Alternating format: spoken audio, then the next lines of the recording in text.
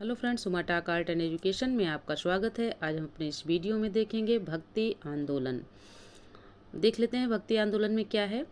6वीं शताब्दी में भक्ति आंदोलन की शुरुआत तमिल क्षेत्र से हुई, जो कर्नाटक और महाराष्ट्र में फैल गई। भक्ति आंदोलन का विकास 12 अलवार वैष्णव संतों और 63 नयनार शैव संतों ने किया।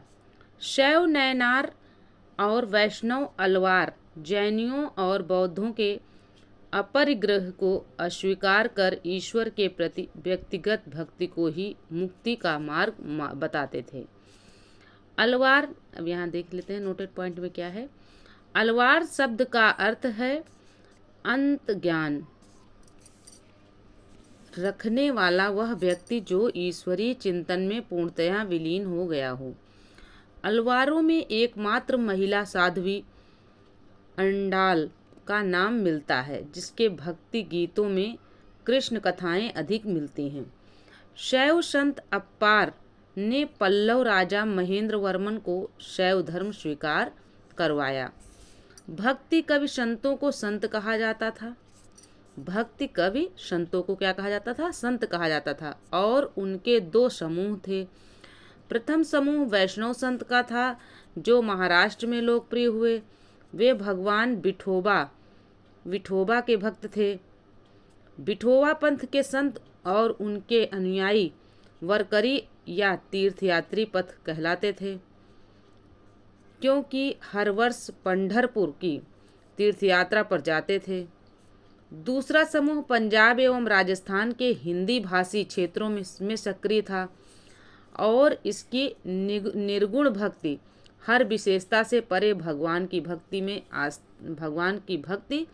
में आस्था थी। भक्ति आंदोलन को दक्षिण भारत से उत्तर भारत में रामानंद के द्वारा लाया गया।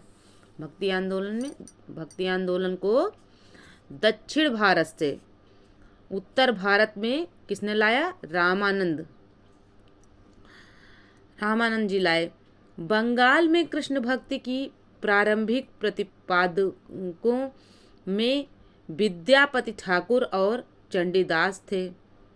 जो बंगाल में जो कृष्ण भक्ति का प्रारंभ हुआ, उनके प्रतिपादक कौन थे? विद्यापति ठाकुर और चंडीदास थे। रामानंद की शिक्षा से दो संप्रदायों का प्रादुर्भाव हुआ। सगुण, जो पुनर्जन्म में विश्वास रखता है, और निर्गुण, जो भगवान के निराकार रूप को मानता है। निर्गुण लोग क्या करते? जो भगवान, मतलब वो मानते थे कि भगवान का कोई रूप नहीं है, कोई आकार नहीं है।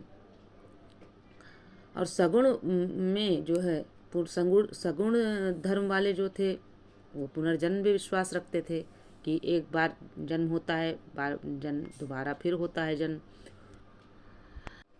सगुण संप्रदाय के सबसे प्रसिद्ध व्याख्याताओं में थे तुलसीदास और नाभादास, जैसे राम भक्त और निम्बार्क, बल्भाचार्य, चैतन्य, सूरदास और मीराबाई जैसे कृष्ण भक्त।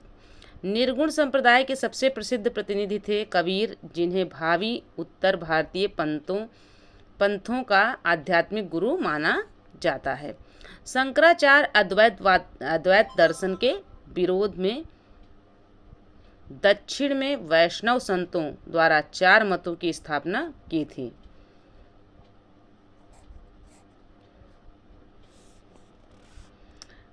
दक्षिण में वैष्णव संतों द्वारा स्थापित 4 मत कौन कौन से थे? श्री संप्रदाय में जो है रामानुजाचार्य, और इनका मत क्या था? विशिष्टाद्वैतवाद। ब्रह्म संप्रदाय माधवाचार्य, और मत इनका कौन था? द्वैतवाद।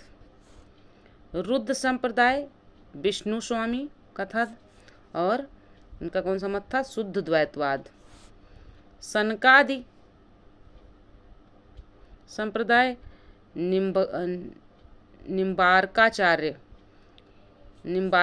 का था, और ये इनका कौन सा द्वैतवाद संप्रदाय के या मत के प्रतिपादक कौन हैं? निम्बार्काचार्य। ठीक है, आ जाइए भक्ति आंदोलन के संत, देख लेते हैं भक्ति आंदोलन के संत कौन कौन। भक्ति आंदोलन के संत शंकराचार्य, इनका जन्म 708 ईस्वी में केरल के कलाडी नामक गांव में हुआ था। इनके पिता का नाम शिवगुरु एवं माता का नाम आर्यांबा था। पिता का नाम क्या था? शिवगुरु, माता का नाम आर्यांबा। संन्यास की दीक्षा उन्होंने गोविंद योगी से ग्रहण की थी या ली थी। उन्होंने भारत के 4 कोनों में पीठों की स्थापना की। दक्षिण में श्रृंगेरी, चिक्कमंगलुरु कर्नाटक में शारदा पीठ, पूर्व में पुरी उड़ीसा में, गोवर्धन पीठ उत्तर में, बद्रीनाथ चमोली उत्तराखंड में, ज्योतिष पीठ तथा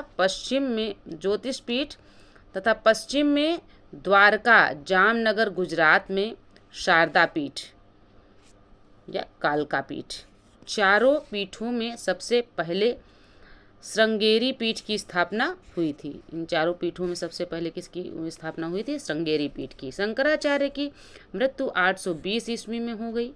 शंकराचार्य ने बादरायण के ब्रह्मसूत्र के आधार पर अपने सिद्धांत का प्रतिपादन किया और अपने दर्शन को जीव ब्रह्म की एकता के सिद्धांत पर आधारित बताया। फिर से देख लेते हैं।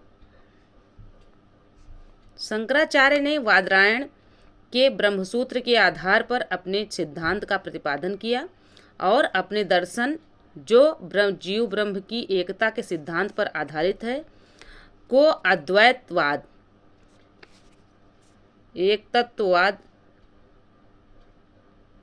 एकत्ववाद का नाम दिया, यानी अद्वैतवाद या एकत्ववाद का नाम दिया। यह वेदांत की सबसे पुरानी विचारधारा है। इस विचारधारा का मुख्य सिद्धांत जीवन मुक्ति है, अर्थात यह ऐसा विचार है कि इस जीवन में ही मोक्ष प्राप्त किया जा सकता है। यह भारत के अन्य दर्शनों के विपरीत है। अन्य दर्शनों का मुख्य सिद्धांत विदेह मुक्त अर्थात मृत्यु उपरांत मोक्ष है। अद्वैत का लक्ष्य आत्मज्ञान प्राप्त करना और आत्मा और ब्रह्म की पहचान की पूर्ण समझ प्राप्त करना है। आत्मा और ब्रह्म के सही ज्ञान से सभी दोहरी प्रवृत्तियां समाप्त हो जाती हैं और अंततः मोक्ष प्राप्त होता है। यद्यपि शंकराचार्य शैव धर्म के अनुयायी थे, तथापि उन्होंने पंचायतन पूजा का निरूपण किया, जिसमें शिव, विष्णु, शक्ति, सूर्य एवं गणेश की पूजा का विधान था। रामानुजाचार्य 11वीं शताब्दी, इन्होंने राम को अपना आराध्य माना। इनका जन्म 1017 ईस्वी में मद्रास के निकट पेरुम्बर नामक स्थान पर हुआ था। 1137 ईस्वी में इनकी मृत्यु हो गई। किसकी? रामानुजाचार्य की। रामानुजाचार्य ने वेदांत में प्रशिक्षण अपने गुरु कांचीपुरम के प्रकाश यादव से प्राप्त किया। इनके अनुसार यानी रामानुजाचार्य के अनुसार मोक्ष प्राप्ति का सर्वोत्तम साधन विष्णु के प्रति अनन्य भक्ति का भाव रखना है। भगवान विष्णु की कृपा दृष्टि से भक्त उसके साथ एकाकार होने का परमानंद प्राप्त कर सकता है। रामानुज ने विशिष्टाद्वैतवाद के सिद्धांत का प्रतिपादन किया। ये पूछा जाता है विशिष्टाद्वैतवाद का प्रतिपादन किसने किया? तो रामानुजाचार्य ने किया, जिसके अनुसार आत्मा परमात्मा से जुड़ने के बाद भी अपनी अलग सत्ता बनाए रखती है। इसके सिद्धांत में भक्ति की नई धारा को बहुत प्रेरित किया। इनके सिद्धांत ने भक्ति की नई धारा को बहुत प्रेरित किया, जो परवर्ती काल में उत्तरी भारत में विकसित हुई। उत्तरी भारत में कहाँ विकसित हुई? उत्तरी भारत में विकसित हुई। रामानुजाचार्य के अनुसार आत्मा व परमात्मा का संबंध चिंगारी व अग्नि के संबंध जैसा है। रामानुज के अनुयायियों को वैष्णव कहा जाता था। जो रामानुज के अनुयायी थे यानी उनके पथ पर चलते थे, उनको क्या कहा जाता था? वैष्णव कहा जाता था। शंकराचार्य का दृष्टिकोण और रामानुजाचार्य का यानी रामानुज का दृष्टिकोण। देख लेते हैं दोनों के दृष्टिकोण में क्या अंतर है। यानी शंकराचार्य इनके अनुसार ब्रह्म निर्गुण है। रामानुजा के अनुसार यानी रामानुज के दृष्टिकोण के अनुसार इनके अनुसार ब्रह्म के कुछ गुण भी होते हैं। इनके अनुसार ज्ञान ही मुक्ति का मुख्य साधन है। यानी किसके अनुसार? शंकराचार्य जी के अनुसार ज्ञान ही मुक्ति का साधन है। जबकि रामानुजाचार्य के अनुसार क्या है? श्रद्धा तथा समर्पण का अभ्यास मुक्ति प्राप्ति करने का साधन है। अब आ जाइए रामानंद जी से मिलते हैं कि रामानंद जी ने क्या मतलब इनका जन्म कहाँ हुआ। तो रामानंद 1368 ईस्वी से 1468 ईस्वी। रामानंद का जन्म प्रयाग में हुआ था। इनकी शिक्षा प्रयाग तथा वाराणसी में हुई। इन्होंने अपना संप्रदाय सभी जातियों के लिए खोल दिया। रामानुज की भांति इन्होंने भी भक्ति को मोक्ष का एकमात्र साधन स्वीकार किया है। इन्होंने मर्यादा पुरुषोत्तम राम एवं सीता की आराधना को समाज के समक्ष रखा। रामानंद के 12 शिष्यों में 2 स्त्रियां पद्मावती तथा सुरसरी थीं। इनके प्रमुख शिष्य थे रैदास जो कि एक चमार थे, कबीर जो कि एक जुलाहा थे, धन्ना जो कि एक जाट था, सेना जो कि एक नाई था, पीपा जो कि एक राजपूत था और साधना जो कि एक कसाई था। कबीर का जन्म 1440 ईस्वी में विवादास्पद ने वाराणसी में हुआ। एक विधवा ब्राह्मणी के गर्भ से लोक अनुश्रुतियों के अनुसार हुआ था। लोक लज्जा के भय से उसने नवजात शिशु को वाराणसी में लहर तारा नामक स्थान पर छोड़ दिया, एक तालाब के पास। जुलाहा नीरू तथा नीमा नाम के जो दंपत्ति थे उन्होंने इस नवजात शिशु को अपने घर ले आए। मतलब वो अपने घर जो दंपत्ति था नीरू और नीमा नाम का मुस्लिम दंपत्ति था, वो इन्हें अपने घर ले आया। इस बालक का नाम कबीर रखा गया। कबीर की शादी लोई से हुई। लोई नामक स्त्री से इनकी शादी हुई। इनके 2 बच्चे हुए और उनकी ज़िंदगी आम गृहस्थ जैसी थी। इन्होंने राम, रहीम, हज़रत, अल्लाह आदि को एक ही ईश्वर के अनेक रूप माने।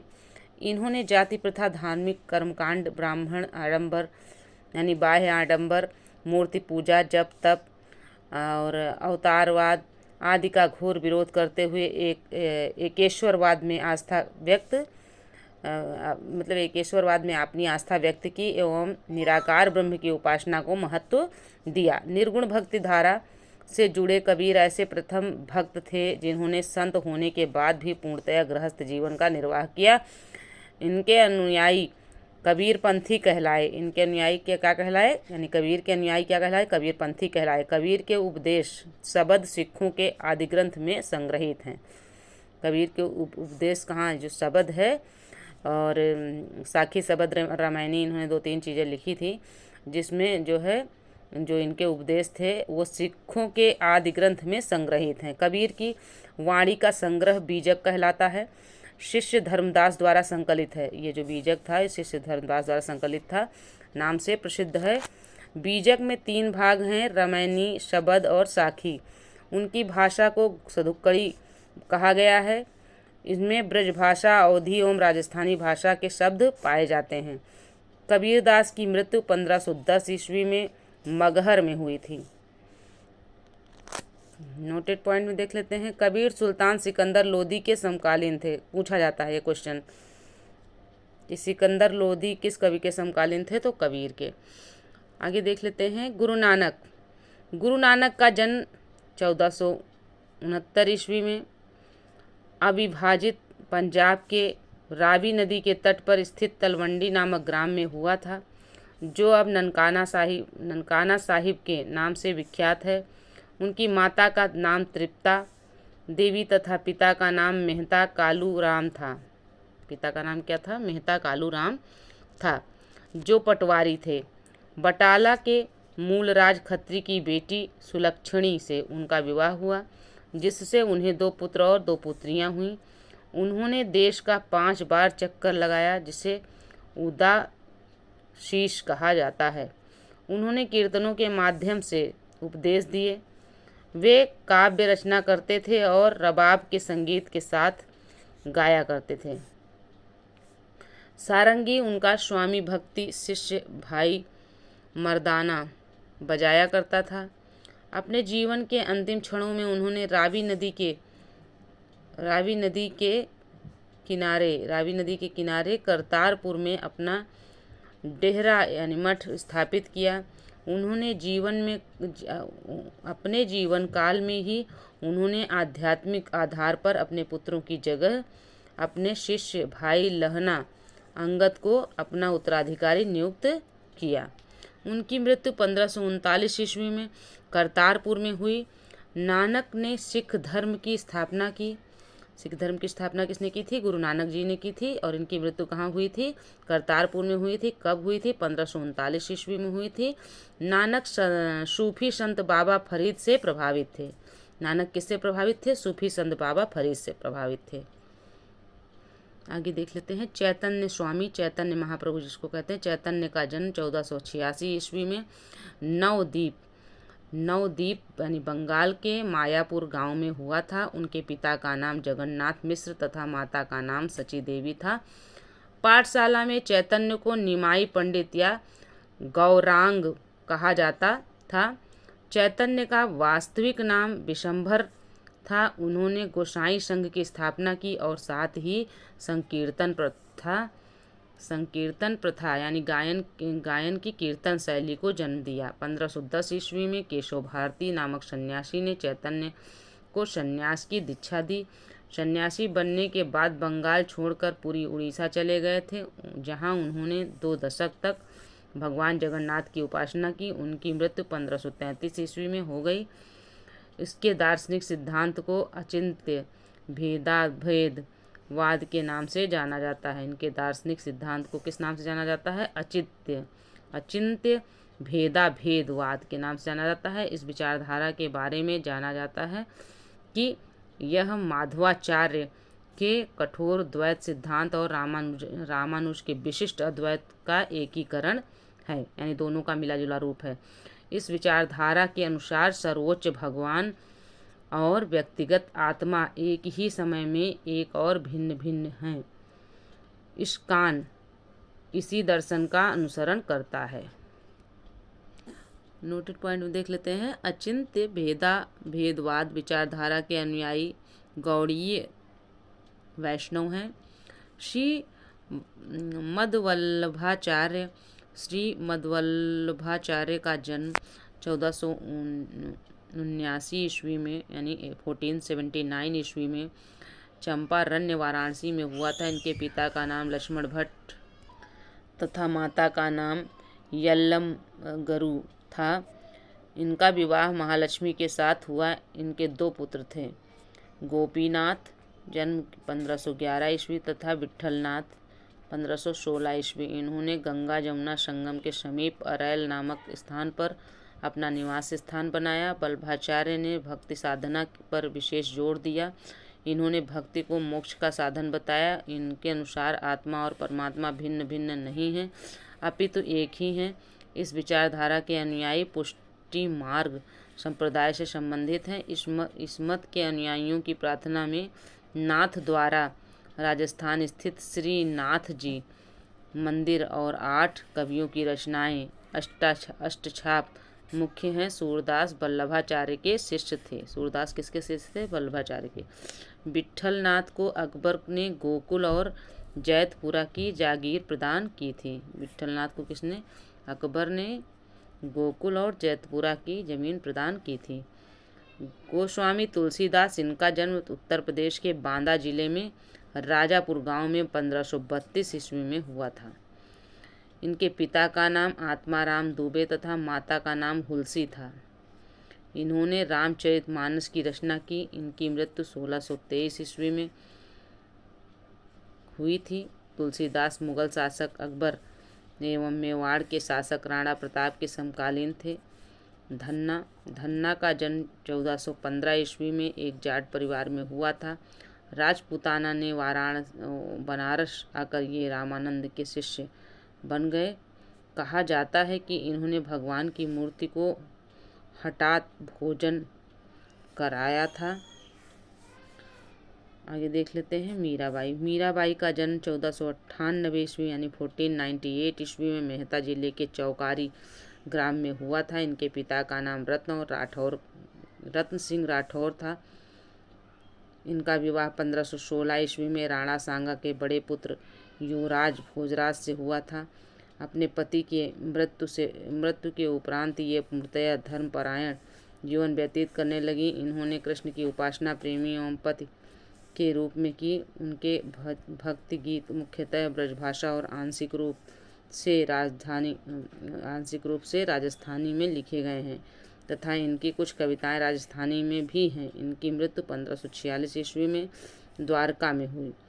संत रविदास जी रैदास को मीराबाई का गुरु माना जाता है। यानी मीराबाई के गुरु कौन थे? संत रैदास थे, यानी रविदास जिसको कहते हैं।